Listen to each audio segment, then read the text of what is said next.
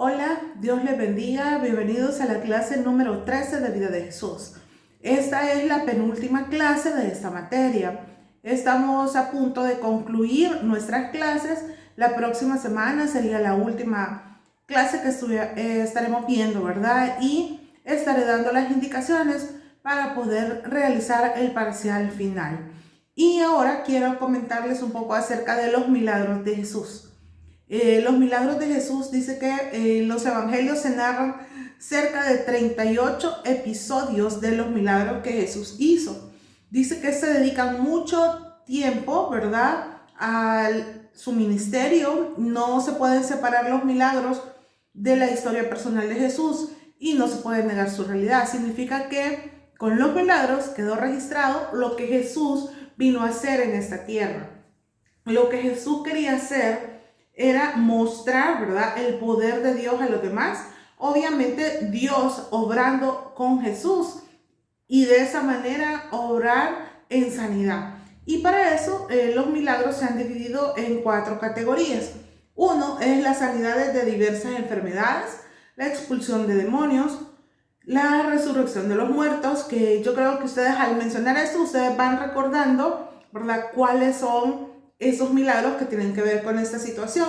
Y el poder sobre la naturaleza. No sé si ustedes recuerdan, ¿verdad?, cómo él pudo caminar sobre el mar, cómo él calmó la tormenta. Dice que no cabe duda que los milagros en Cristo hicieron impacto profundamente a los que lo presenciaron, de tal forma que las noticias corrieron rápidamente en todas partes y atrajo a millones de personas que querían ver a Jesús.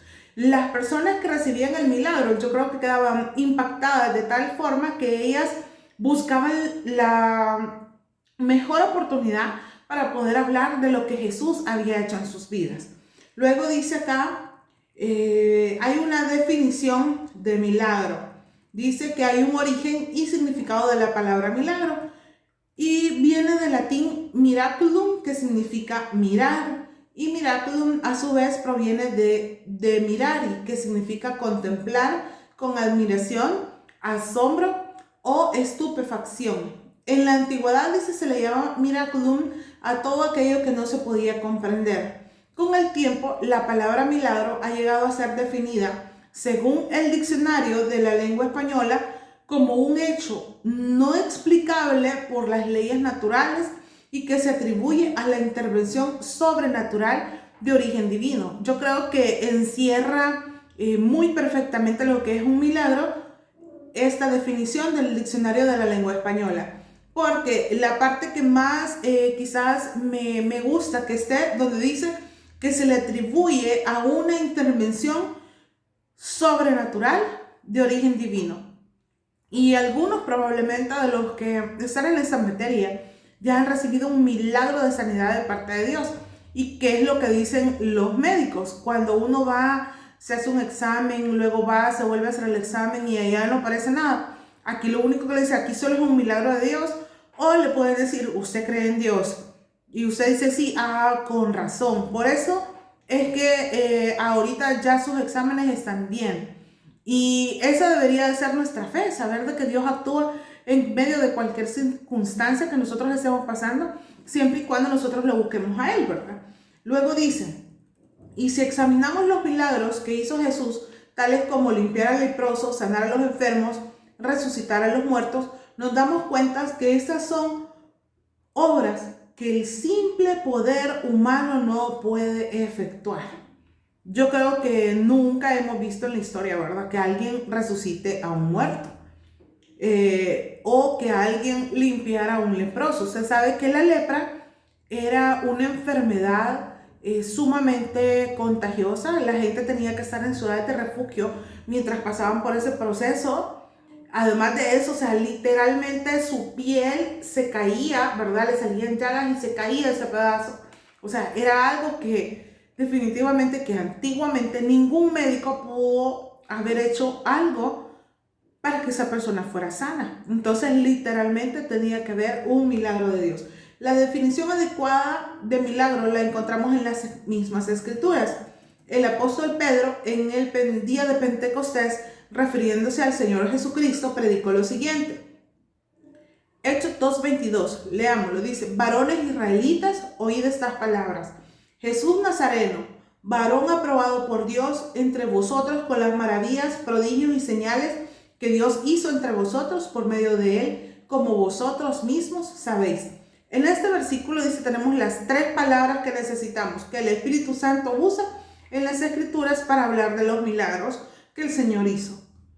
Y esas tres palabras son maravillas, prodigios y señales. Son claves, ¿verdad? Que nos van a ayudar a ver los milagros de Jesús.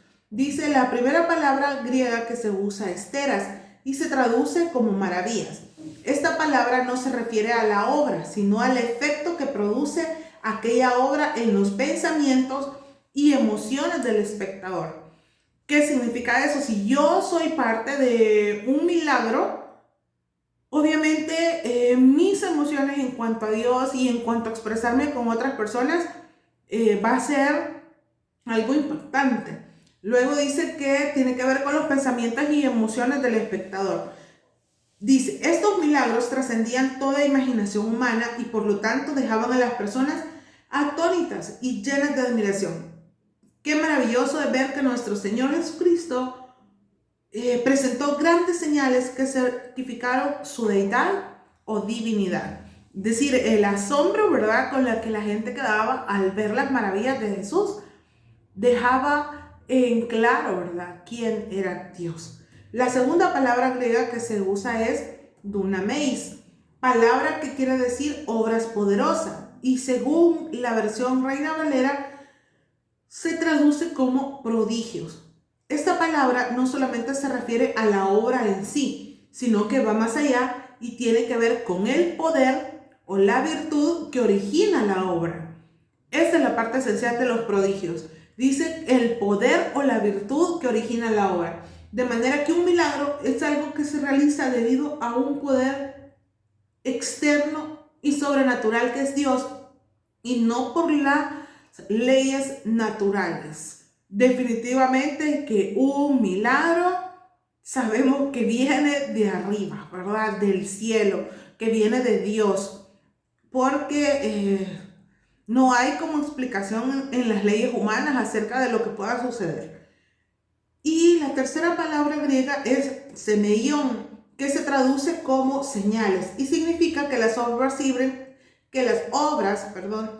como señales o son el sello de autenticidad conferido por Dios a Jesucristo, que es lo que también dice Pedro, en cuanto a que Cristo era varón aprobado por Dios entre vosotros con las señales. Solo vemos en Hechos 2:22, 2 de Corintios 12:2, 2 de Tesalonicenses 2:9 y tenemos el ejemplo en Marcos 2 del 1 al 12.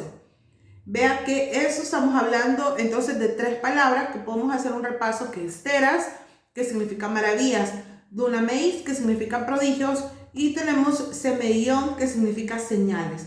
Ahora bien, dice, considerando todo lo anterior, en conclusión podemos decir que un milagro es basado en las palabras y los significados que hemos estado viendo. Dice, una obra adecuada por un agente externo, fuera del control de las leyes naturales, en este caso por el Señor Jesucristo, quien ha investido de un poder sobrenatural proveniendo de lo alto, que es Dios, y que causa asombro, dando testimonio de que Jesucristo fue enviado por Dios con un mensaje y para realizar la obra divina.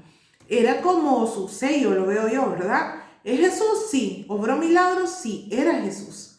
Entonces, luego dice acá, sigamos leyendo en su separata, cómo efectuó Jesús los milagros. Lo hizo mediante su propia autoridad. En el Antiguo Testamento, los profetas empleaban el nombre de Dios y le dirigían a él su oración. En cambio, Cristo echaba fuera demonios y sanaba enfermos con su autoridad inherente. Usted sabe que él era 100% hombre, pero también era 100% Dios. No obstante, dice, insistía en su dependencia del Padre y en que obraba con el poder del Espíritu.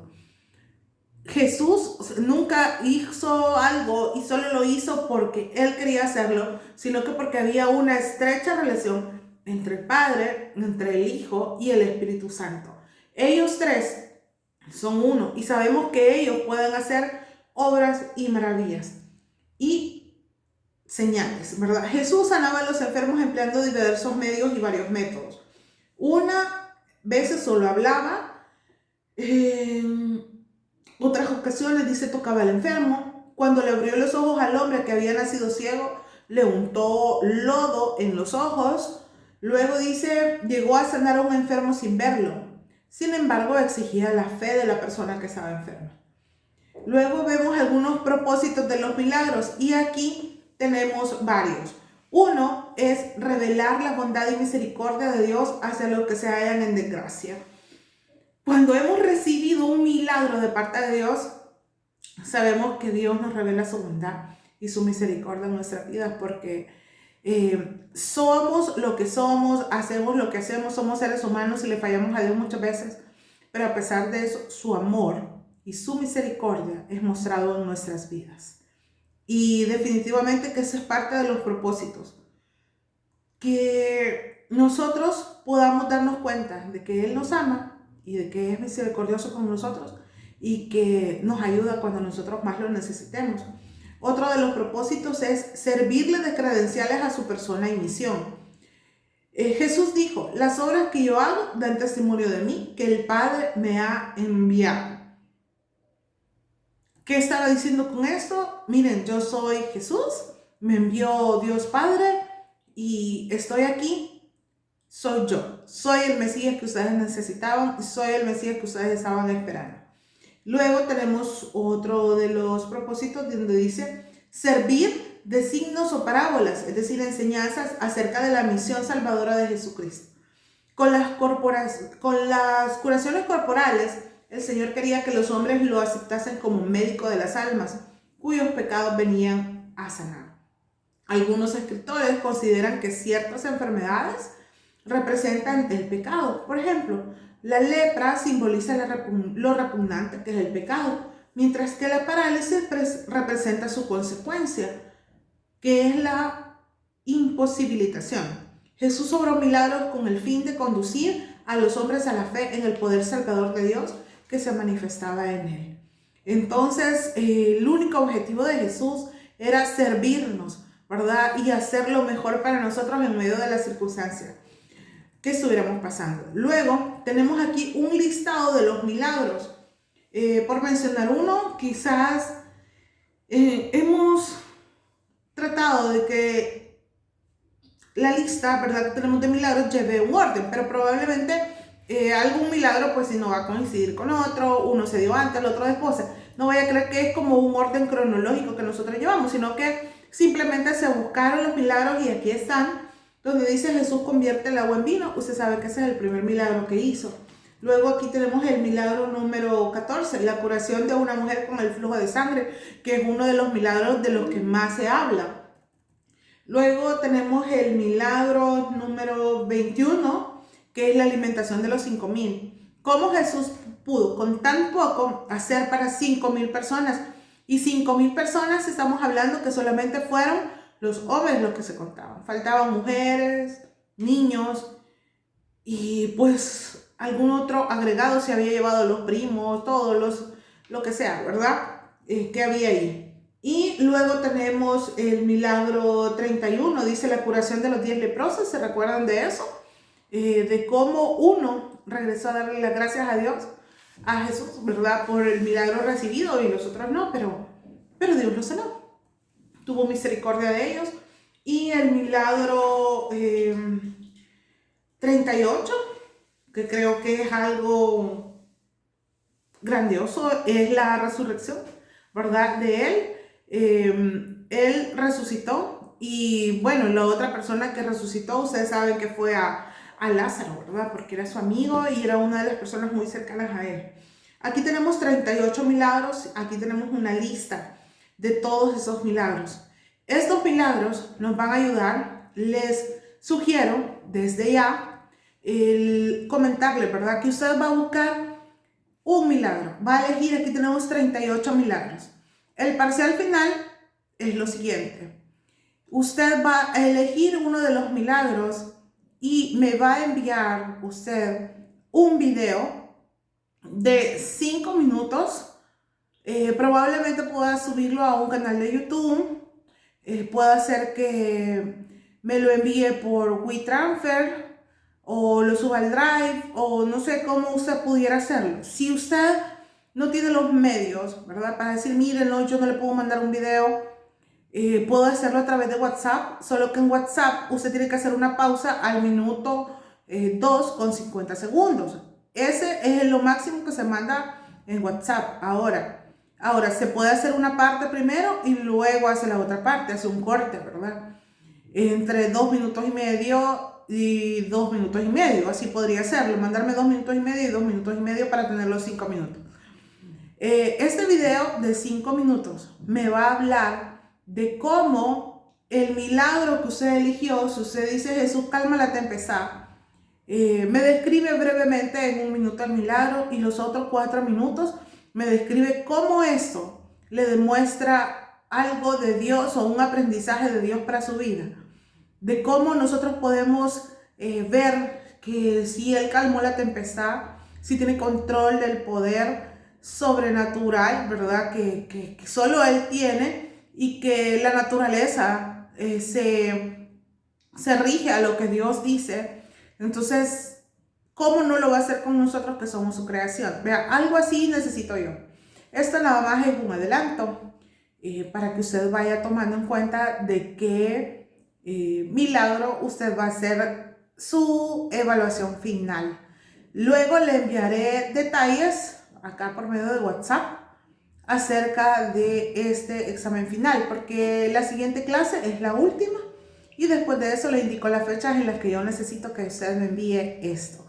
Y le voy a estar enviando a través de WhatsApp mayores detalles. Pero para que adelante un poquito, empiece seleccionando el milagro del cual usted va a hablar. Que Dios les bendiga. Gracias por llegar hasta acá.